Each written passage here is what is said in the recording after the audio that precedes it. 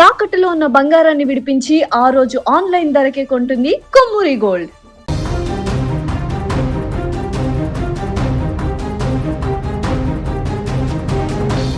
Dubai వేదికగా జరిగిన ఒక విషాద ఘటన ఇప్పుడు అందరినీ కలిచివేస్తోంది. కష్టపడి బతుకుదామని వెళ్లిన 7గురు భారతీయుల ప్రాణాలు రోడ్డు ప్రమాదం రూపంలో గాలిలో కలిసిపోయాయి. విధి ఎప్పుడు ఎవరిని ఎలా తీసుకెళ్తోందో ఎవరూ ఊహించలేరు. సోమవారం జరిగిన ఈ ప్రమాదం భారతీయుల పాలిట శాపంగా మారింది. దుబాయ్ రోడ్డుపై ప్రయాణిస్తున్న మినీ బస్సు ఒక ట్రక్కును వెనుక నుంచి బలంగా ఢీకొట్టింది.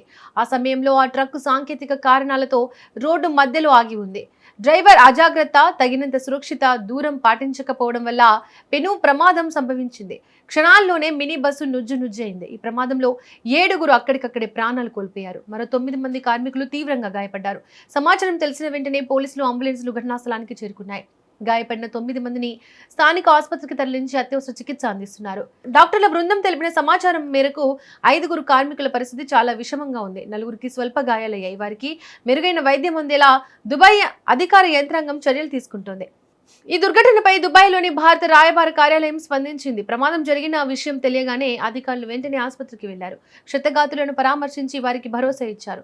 బాధిత కుటుంబాలకు తమ ప్రగాఢ సానుభూతిని తెలియజేశారు. ప్రమాదంలో ప్రాణాలు కోల్పోయిన, గాయపడిన కార్మికుల విషయంలో స్థానిక అధికారులతో సమన్వయం చేసుకుంటున్నామని, బాధితులకు అవసరమైన అన్ని రకాల సహాయ సహకారాలను అందిస్తున్నామని కాన్సులేట్ అధికారులు సోషల్ మీడియాలో స్పష్టం చేశారు.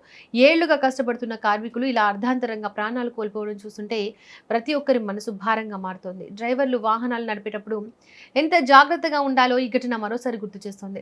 కొంచెం అజాగ్రత్త ఎంతో మంది కుటుంబాల్లో తీరని శోకాన్ని మిగిల్చింది.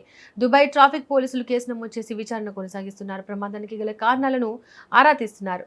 ప్రమాదం జరిగిన తీరు చూస్తుంటేనే భయమేస్తోంది. ట్రక్కు రోడ్డుపై ఆగి ఉండడం, దానిని గమనించకుండా మినీ బస్సు వేగంగా వెళ్లడం ప్రమాద తీవ్రతను పెంచింది. భారత్ నుంచి ఉపాధి కోసం వెళ్లిన వారి జీవితాలు ఇలా ఒక్క క్షణంలో ముగిసిపోవడం చాలా బాధాకరం. ప్రస్తుతం ఆసుపత్రిలో చికిత్స పొందుతున్న వారు త్వరగా కోలుకోవాలని అందరూ కోరుకుంటున్నారు. భారత రాయబార కార్యాలయం అన్ని విషయాలను పర్యవేక్షిస్తోంది. బాధిత కుటుంబాలకు తగిన విధంగా మద్దతు అందించేందుకు ప్రయత్నిస్తోంది. ఏది ఏమైనా జరిగిన ఈ ప్రమాదం దుబాయ్లోని ప్రవాస భారతీయులను తీవ్ర దిగ్భ్రాంతికి గురిచేసింది.